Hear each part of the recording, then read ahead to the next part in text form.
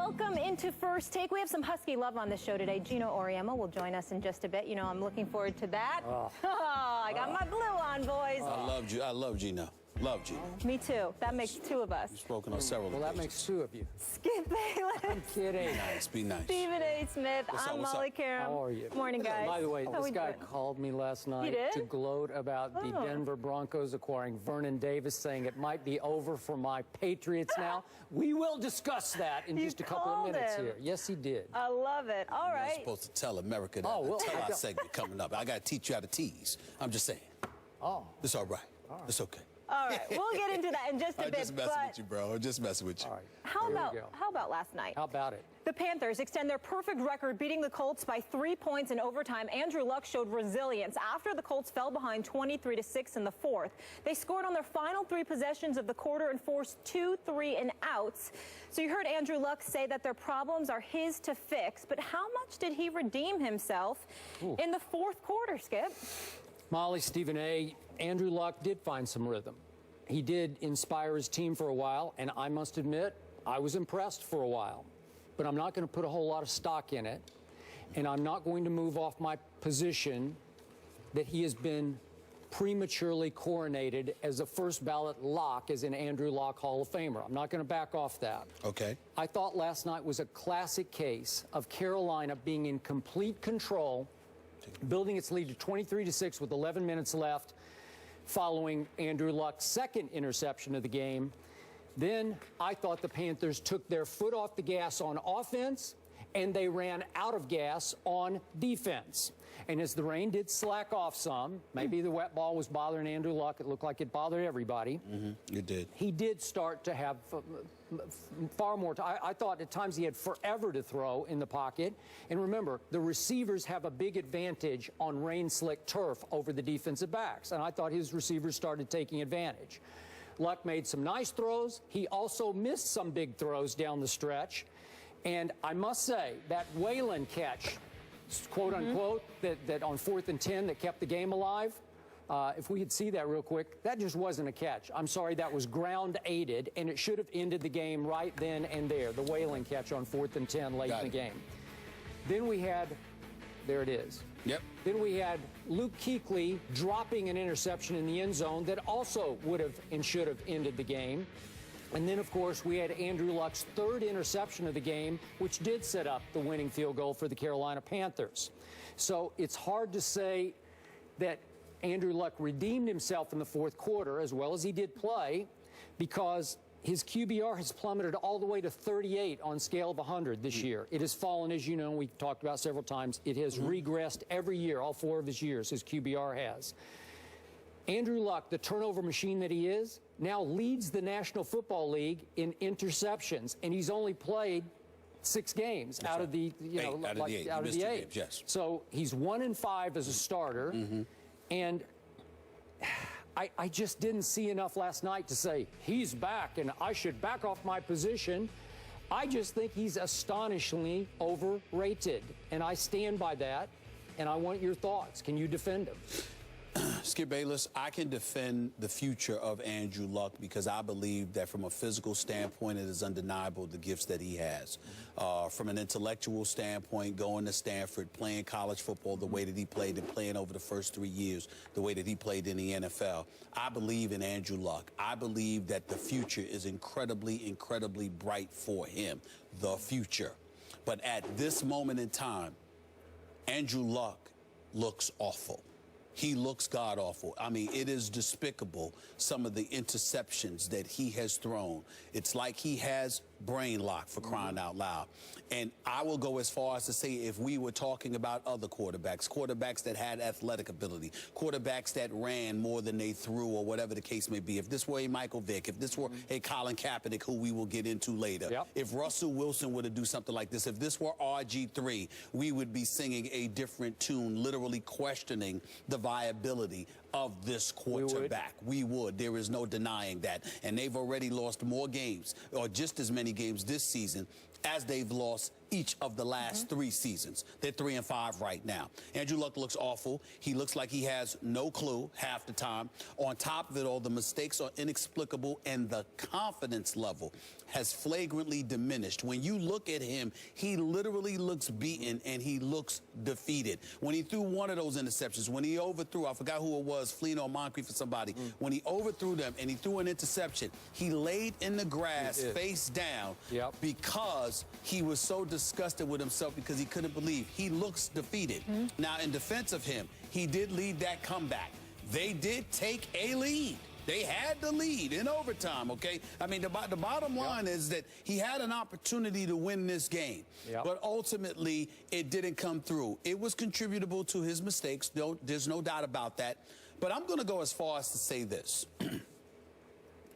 I'm looking at the steps of Mr. Ryan Grigson, the general manager for these Indianapolis Colts, and I'm going to say, if not wholesale changes that need to be made, he may be the biggest problem of all. Now, I want to emphasize that I am not a football aficionado. I'm a reporter, and I read and I follow. I haven't been in a Colts locker room. I haven't spoken to Mr. Grigson personally, so I'm not in any way trying to decipher his level of intellect, his competency at the position, but this is a results-oriented business, and all we can go by is what we see. You're arguing with the owner, Jim Irsay, in the locker room. That's just not some argument about wins and losses. It's about the fact that this guy has the power. Skip Bayless, every GM doesn't have this power.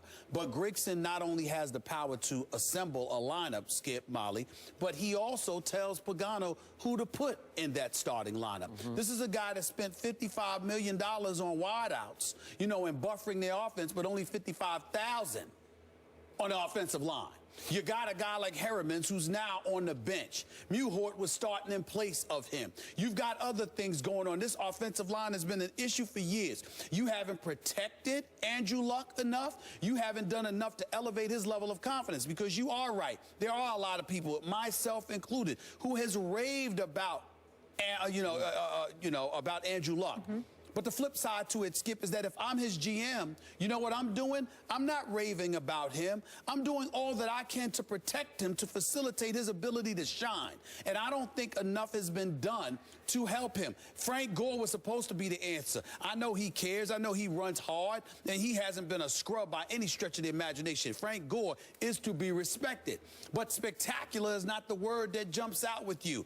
Amar Bradshaw had a 23-yard run. He finished with 21 yards on 3 carries. Why? Because the other 2 were for -2 yards, okay? You look at their running game, it's been suspect. You look at their offensive line throughout his history in Indianapolis, it has been suspect. In no way, and I'm trying to absolve Andrew Luck because I know you're right about how bad he has been as it pertains to the turnovers. But Skip Bayless, I would say to you, that if you were the general manager for the Indianapolis Colts and you had Andrew Luck as your quarterback, you wouldn't just be resting on the laurels that he has earned for you. You would think about putting things around him to protect him, even from himself.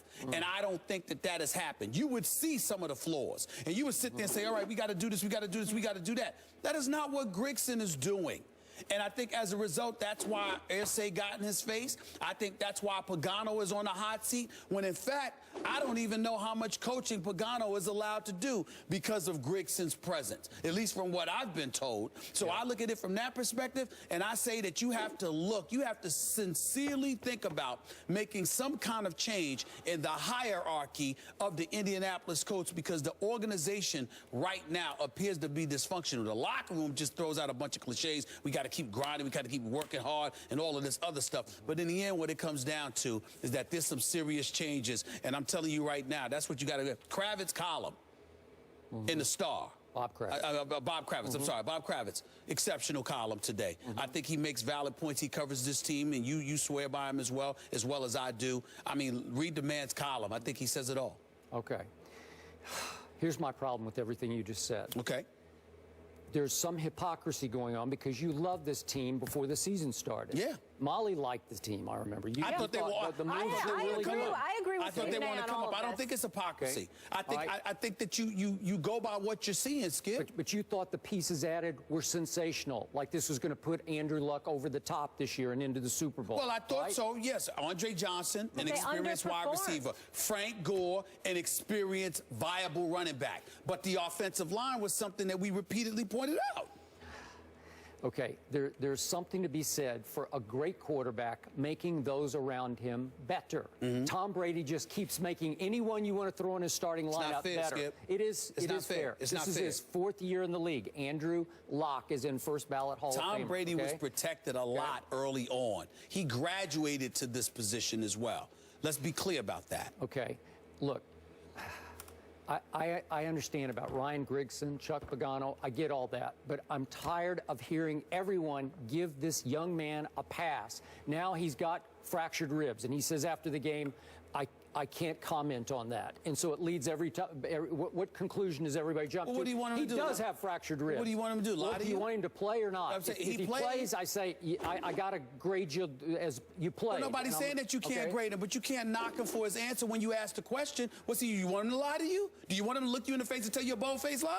How about the truth? Well, I'm just saying. Again, he said, I can't comment on that. That's part of the truth. Okay. He's a player. But Ryan Grigson is on record as saying he's not hurt, and I didn't put him on the injury report because he's not hurt. Yeah, but you don't know if Ryan Grigson you don't know if Ryan Grigson and Chuck Pagano told him don't touch on it. You don't know that. Well, I'm sure they did. All right, well, if they did, then what you getting on him for? Is he hurt or not? Is he hurt? Are we giving him the hurt pass or not? No, hurt pass? He played. Okay, he played. He played. And he looked just fine to me, except for the wet football, but everybody had a problem with the wet football. A lot of quarterbacks can't. A lot of great quarterbacks can't throw wet footballs. I agree. Cam was having trouble with it, so I give him a pass. But by the 4th quarter, the rain did slack off, and then you could start to see both quarterbacks operate the way they can operate. And I saw good things from Andrew Luck, and I saw what you said. His confidence has cratered. He's not the same mentally as he used to be because he's starting to get exposed by this league as an interception thrower, as someone who is wildly erratic with the football in his hand. You can say, well, he's not protected. Last night, he had time. He had forever in the 4th quarter in the pocket to throw the football. I don't look at it that way.